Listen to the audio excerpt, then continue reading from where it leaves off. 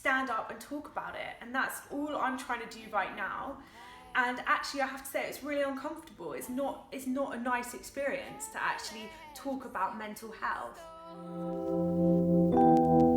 I can't hate what you say and still smile.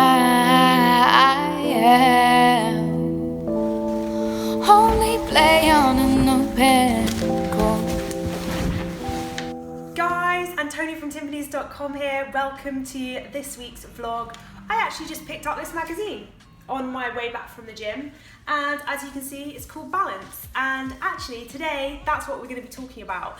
I just wanted to take a little break from all the fashion stuff and just talk about some real human things, about stuff that we all go through, and it's kind of especially close to my heart because it is Mental Health Awareness Week, and for a few reasons I'm actually really passionate about this subject. So watch along as per normal, let me know your thoughts and share this with someone that you care about. Thanks guys! So why is this close to my heart? Well, first and foremost, I personally have experienced anxiety, something that I'm going to be talking about later in the video. I've actually got family members who suffer with depression. Daily, I speak to lots and lots of women that come into my shop, and we have really, really great conversations about everything. You know, I'm privy to a lot of personal information from a lot of my clients, and stuff, it's not rosy all the time, and a lot of the time we brush things under the carpet. I guess finally I actually lost a friend due to suicide. Sorry, it gets me kind of emotional. He suffered from depression. They've actually started a charity in his name, and something that I'm going to be linking below in case you guys would be kind enough to support the charity. So for all of those reasons and more, I am so passionate about spreading the awareness and the importance of talking about our mental health. So in recent years, I guess we've seen a real push towards being physically healthy. There's no taboo around trying to increase the amount of vegetables you're eating, or I don't know, struggling through a workout at the gym.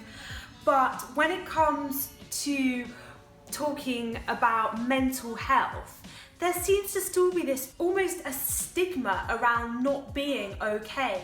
And all this video is about is actually saying it's okay not to be okay. In fact, I was actually reading only 13% of people in the UK would actually say that they have a really good mental health. 13%, that's tiny.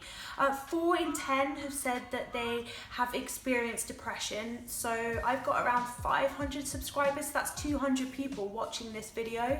200 of you have experienced depression. I just think spreading awareness is so important, and in order to spread awareness, people have to have the confidence to stand up and talk about it, and that's all I'm trying to do right now. And actually I have to say it's really uncomfortable. It's not a nice experience to actually talk about mental health. It's quite personal, it's quite it's quite difficult to do that. But until enough of us just bring it out into the open and stop being all British and brushing it under the carpet, the more people will recognise it for what it is. And just imagine if you reacted to someone's physical illness the way we sometimes react to mental illness. Have a watch of this video.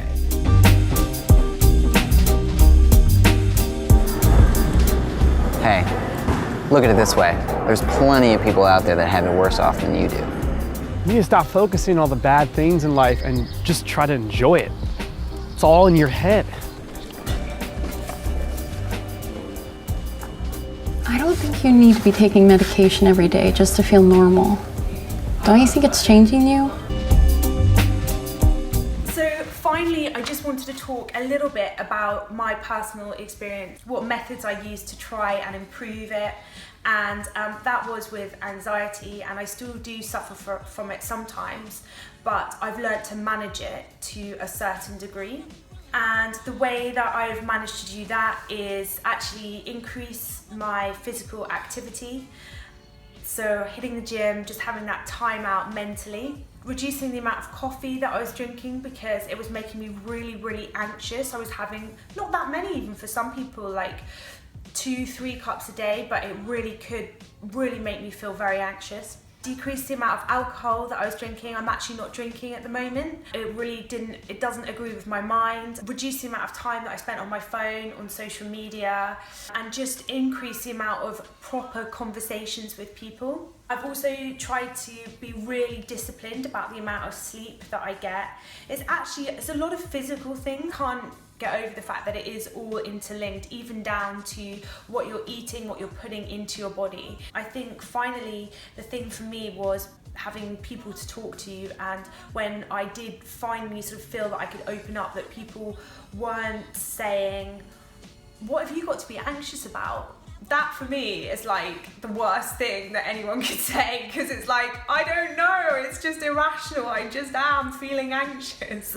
I'm sure there's going to be people out there that can relate to that. It's just about having someone to talk to with a listening ear, and the art of listening. I actually went to a marriage course before I got married, and we learned art of listening, and there's no talking, which is very difficult for me, but when I actually could talk to my husband or whoever I decided to confide in about my anxiety, I did find that just finding someone that can really listen helped just clear the mind. So I hope you don't mind me taking a little sidestep out from the old fashioned world just to kind of bring a mental health awareness week special to you guys. Yeah, don't know what you're going to do with it, but hopefully it might have touched some of you, and some of you might have experiences that you feel you could potentially share with others, because as I say, let's just talk about it. Take care guys, have the most wonderful week. Bye.